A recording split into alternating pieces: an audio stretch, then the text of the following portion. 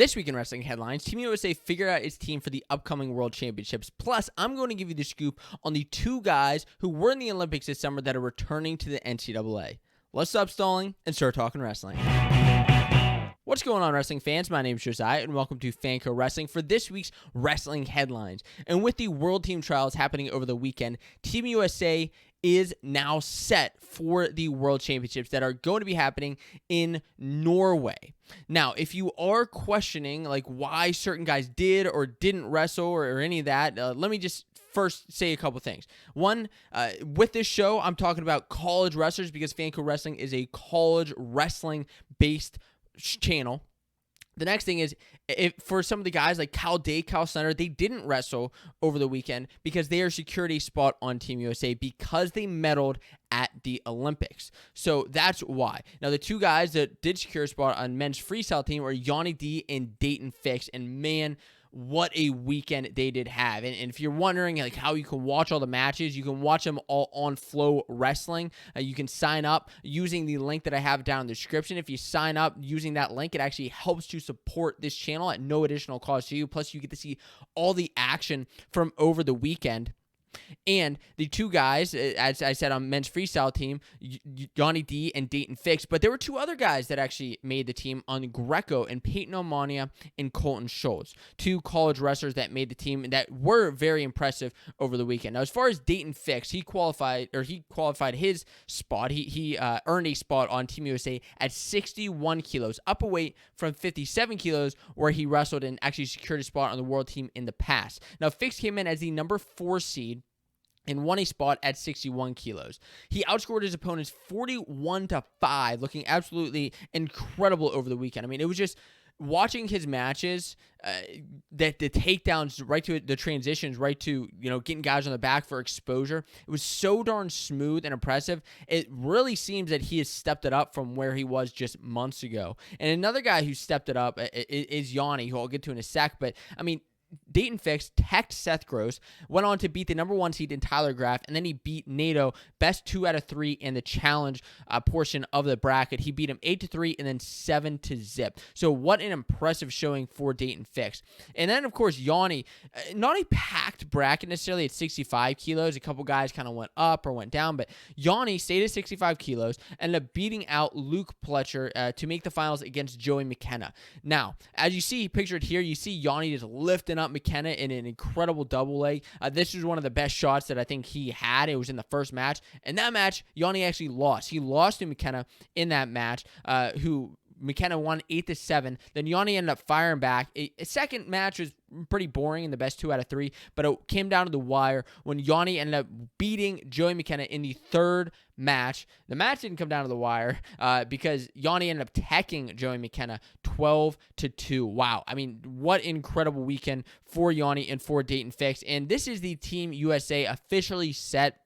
You see guys from top to bottom, Thomas Gilman starting out, and Nick Gwiazdowski all the way down there at 125 kilos. It's going to be, I mean, this just seems like a stacked team. Of course, there are more weights here in the World Championships than the Olympics, which is so much, more exciting to watch, a lot more guys to support, and I can't wait to watch to see what those guys do overseas. Now, the next thing I want to talk about is this upcoming race that I'm running called the Fanco 5K. Lace up your shoes for a virtual 5K race to kick off the wrestling season on the right foot. Challenge yourself to run the Fanco 5K to gain access to exclusive perks, raise money for a wrestling charity, and join a fun community experience. Register today at fanco5k.com. Now, I'm running this race for charity. I'm actually running this 5K for charity to donate money to the L40 Foundation. That's a foundation run by Dylan Palacio, founded by Dylan Palacio, that helps give back money to wrestlers who really need the help with going to camps, going to clinics, helps give them scholarships so they don't have to be in that financial burden. So if you're wondering more about the race, you can check it out at fanco5k.com, but I will be running this race on October 9th. Now, here's the thing. Deadline closes this Wednesday, September 15th. So if you want to sign up, you better get signed up. This is a virtual race, meaning that you can run it from anywhere. You can run it in your neighborhood, in your local park, wherever you want to run it. You can join me on October 9th to run this race for charity. Over the next month, you can start training. You can train with me. I'm going to be giving you exclusive vlogs if you register at Fanco5K.com. And I just think it's going to be a blast with the whole Fanco community taking charge and running this race together on October 9th. Again, you can register at Fanco5K.com, and I really hope to see you there. Now, the next thing I want to talk about is Gable Steveson announcing his return to the NCAA, as well as a deal with the WWE. So this was huge. Gable has been kind of toying with everybody, all fans, WWE, NFL. Nobody knew what was going to happen. Then the WWE made a statement saying that WWE signs Olympic gold medalist and reigning NCAA wrestling champion Gable Steveson to an exclusive agreement. In the company's first ever NIL, that's name, image, likeness deal, Steveson will join the WWE roster while defending his NCAA title for the University of Minnesota. And at the same time, Gable Steveson, just a little bit after that, actually tweeted out, "Dear Go for Wrestling, I'm back."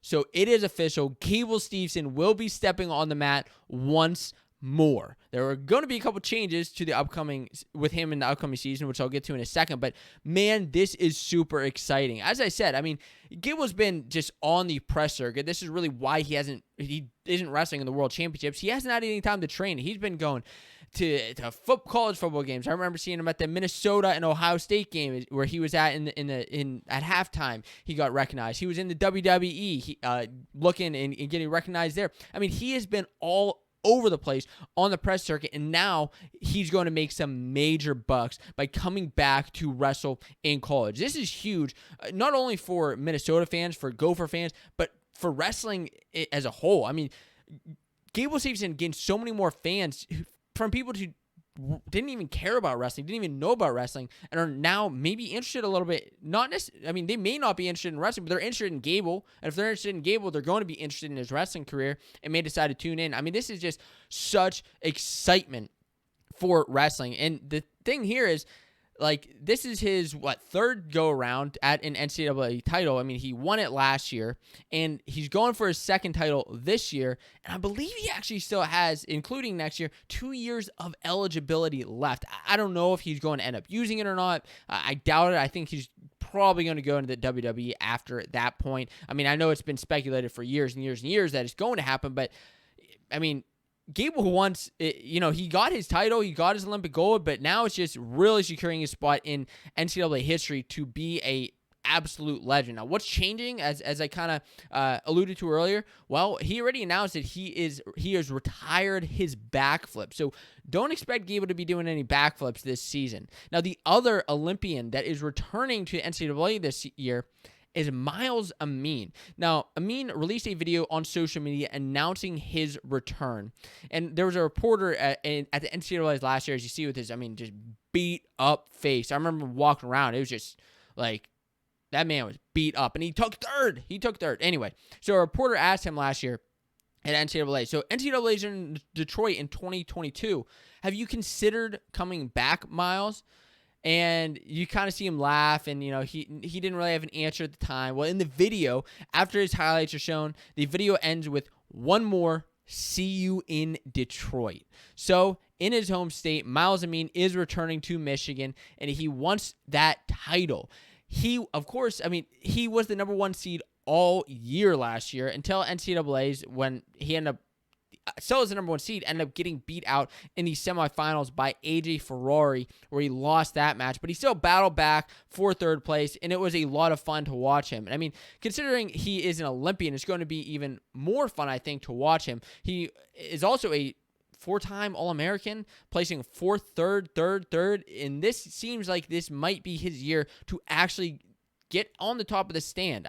There's going to be a lot in his way, but could Myles Amine actually get there? I think it's totally possible. Now, if you're interested in more wrestling headlines in the upcoming weeks, as well as the upcoming new release of the Fanco Wrestling Show, which will be coming back in the upcoming weeks as well, you want to stay updated on everything going on in the wrestling world, in the D1 college wrestling world, you're going to want to make sure that you hit that subscribe button to stay updated on all the latest.